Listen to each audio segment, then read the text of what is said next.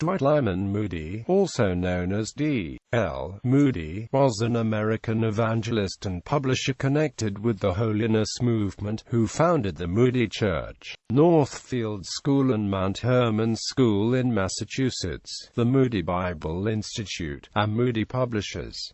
Early life. Dwight Moody was born in Northfield, Massachusetts, to a large family.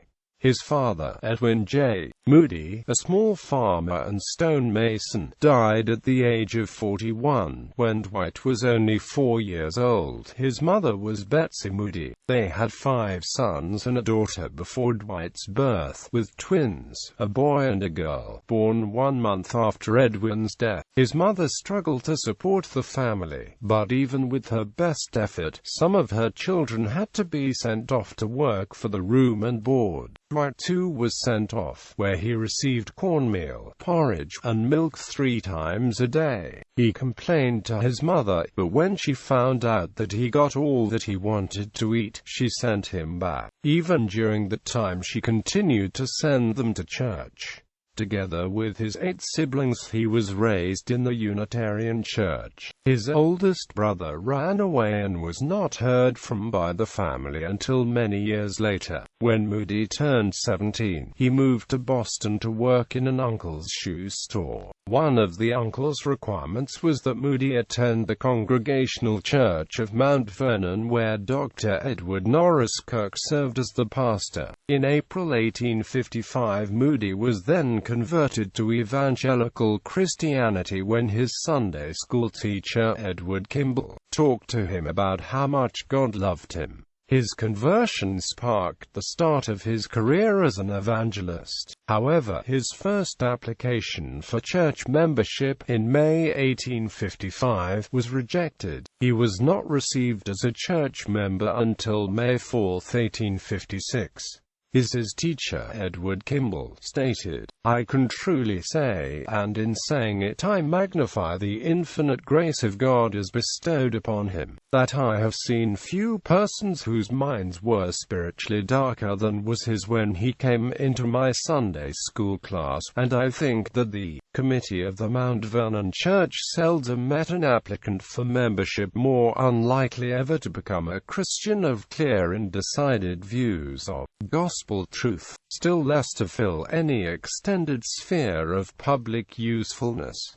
The Civil War. The first meeting I ever saw him at was in a little old shanty that had been abandoned by a saloon keeper. Mr. Moody had got the place to hold the meetings in at night. I went there a little late, and the first thing I saw was a man standing up with a few tallow candles around him, holding a Negro boy, and trying to read to him the story of the prodigal son and a great many words he could not read out, and had to skip. I thought, if the Lord can ever use such an instrument, is that for his honor and glory, it will astonish me. As a result of his tireless labor, within a year the average attendance at his school was 650, while 60 volunteers from various churches served as teachers. It became so well known that the just-elected President Lincoln visited and spoke at a Sunday school meeting on November 25, 1860. D.L. Moody could not conscientiously enlist in the Union Army during the Civil War, later describing himself as a Quaker in this respect. After the Civil War started, he became involved with the United States Christian Commission of the YMCA, and paid 9 visits to the battlefront, being present among the Union soldiers after the Battle of Shiloh and the Battle of Stones River. He also entered Richmond, Virginia, with the troops of General Grant.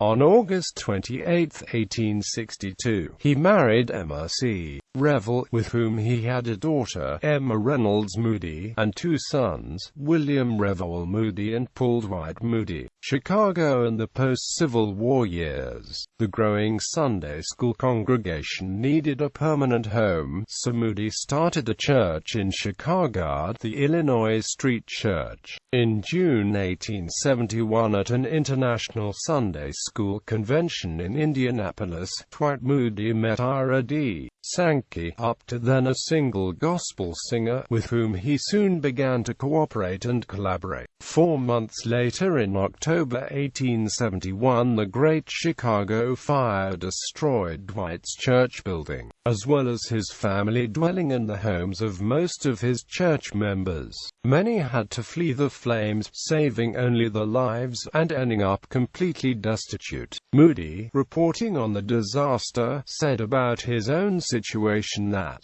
quote, "He saved nothing but his reputation and his Bible." Moody's chapel was rebuilt within 3 months as the Chicago Avenue Church. In the years after the fire, Moody's wealthy Chicago supporter John V. Farwell tried to persuade him to make his permanent home in Chicago, offering to build a new house for Moody and his family. But the newly famous Moody, also sought by supporters in New York, Philadelphia, and elsewhere, chose the tranquil farm he had purchased next door to his birthplace in Northfield, Massachusetts. He felt he could better recover from his lengthy and exhausting preaching trips in a rural setting. Northfield became an important location in evangelical Christian history in the late 19th century as Moody organized summer conferences which were led and attended by prominent Christian preachers and evangelists from around the world. It was also in Northfield where Moody founded 2 schools which later merged into today's co-educational, non-denominational Northfield Mount Hermon School. Western Massachusetts has had a rich evangelical tradition including Jonathan Edwards' preaching in Northampton as well as C.I. Scofield's preaching in Northfield. A protege of Moody founded Moore's Corner Church in Leverett, Massachusetts, which remains evangelical to this day. England. During a trip to England in the spring of 1872, he became well known as an evangelist. Literary works published by the Moody Bible Institute have claimed that he was the greatest evangelist of the 19th century. He preached almost 100 times and came into communion with the Plymouth Brethren. On several occasions he filled stadia of a capacity of 2,000 to 4,000. In the Botanic Gardens Palace, a meeting had an audience between 15,000 and 30,000. That turnout continued throughout 1874 and 1875, with crowds of thousands at all of his meetings.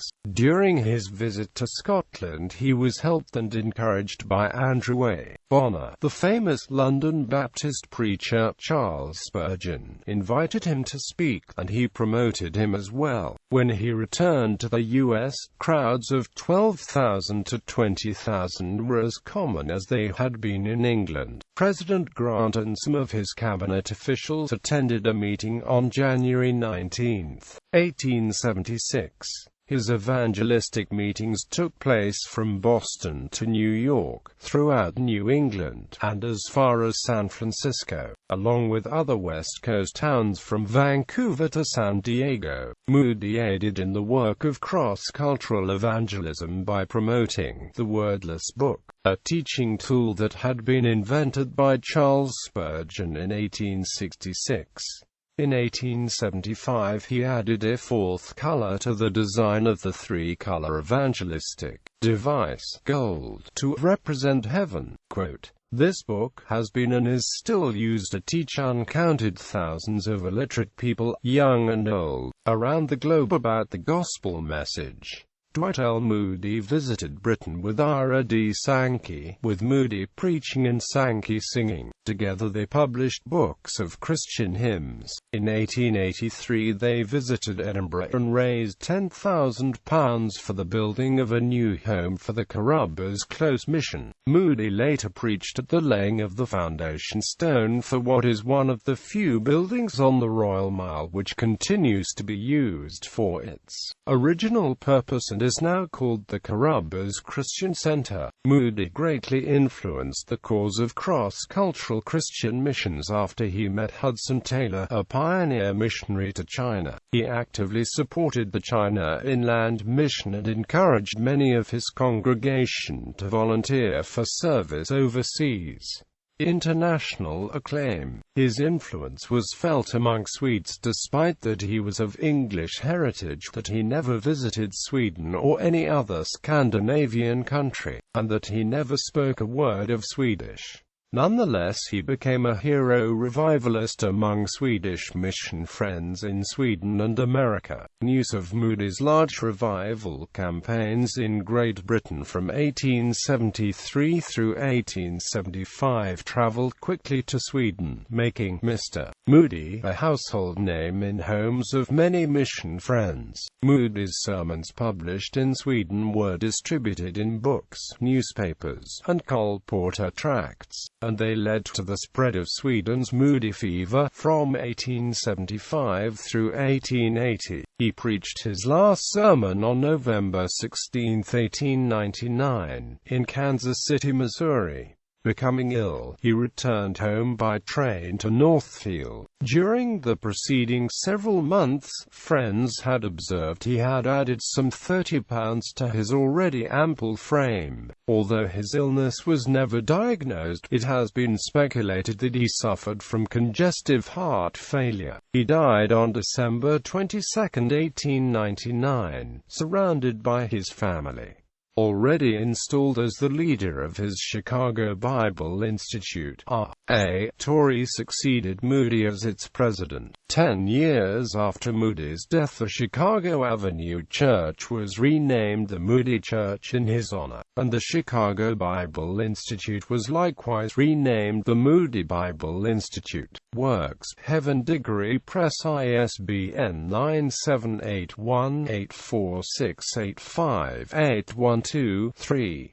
Prevailing Prayer, What Hinders It? Diggory Press, ISBN 9781846858031. Secret Power, Diggory Press, ISBN 9781846858024.